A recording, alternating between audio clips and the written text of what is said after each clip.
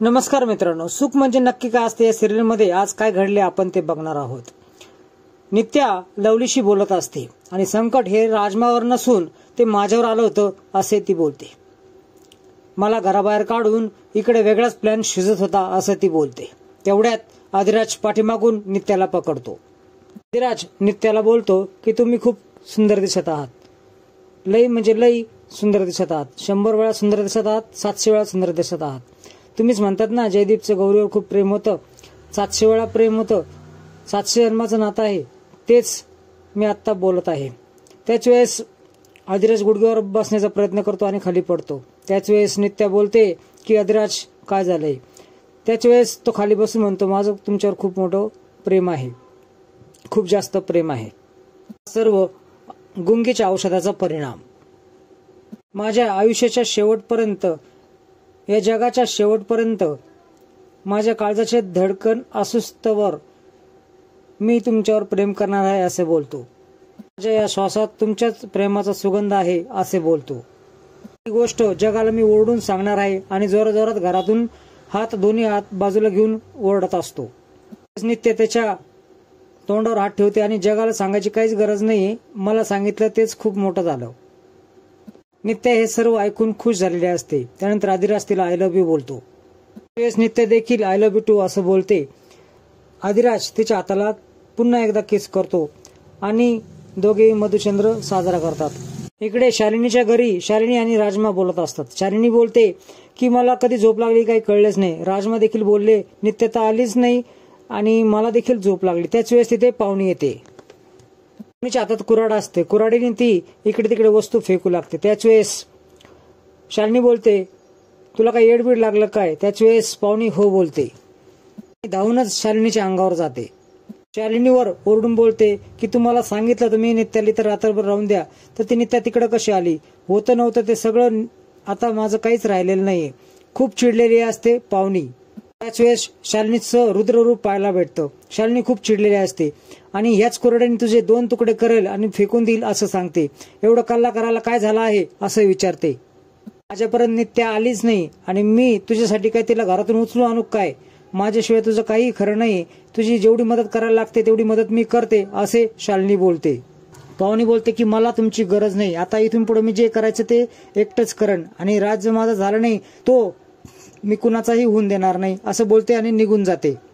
मनात विचार करू लागते तू काहीच करू शकत नाही, माझ्याशिवाय तुझं काहीच खरं नाही, तुला माझे पाय पकडायला परत यावंच लागेल आणि ती राजमाकडे बघू लागते। तर इकडे आदिराजच्या घरी आदिराज विचारतो मला चहा मिळणार आहे का नाही।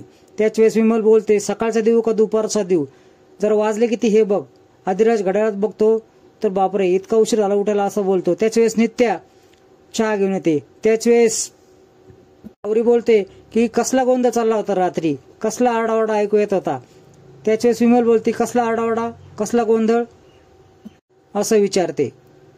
भलत्या पहाटे माझं प्रेम आहे, माझं प्रेम आहे असा आवाज येत होता असं सावरी बोलते। त्याच वेळेस आदिराज नित्याकडे बघून खुणवतो। त्याच वेळेस नित्या होकारार्थी मान हलवते। आदिराज बोलतो की मी झोपेत बोलत असेल। त्याच वेळेस विमल बोलते बायकोला जागतेपणी पण तू बोलू शकतो। त्याच वेळेस विमल बोलते खरं आहे का हे। त्यावेळेस नित्या लाजून घरात निघून जाते। त्याच वेळेस आदिराजला ती खडसावून विचारते तू जागेपणी काय बोलला आहेस का नित्या मॅडमला। त्याच वेळेस चहाचा कप खाली ठेवतो आणि आदिराज पटकन लाजून निघून जातो। त्या कपडे वाळू घालत असते। त्याच वेळेस आदिराज तिथे येतो आणि तिचा हात पकडतो। मॅडम तुम्ही काल आज होता, काल काय रात्री झालं हे विचारतो। त्याच वेळेस मॅडम पुन्हा हसू लागतात।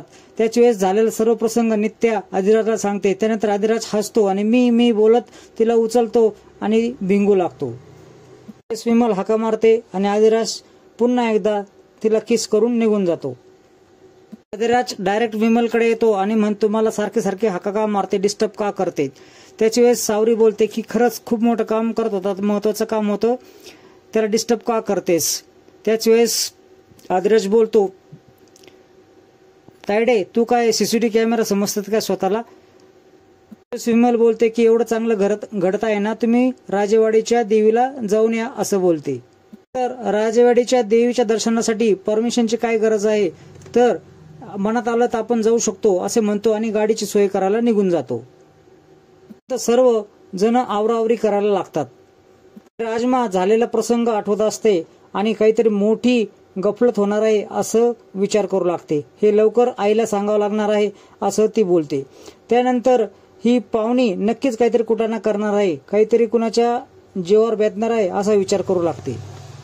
सर्वांमध्ये शालिनी देखील पार्टनर असणार आहे असा विचार करून ती फोन लावते.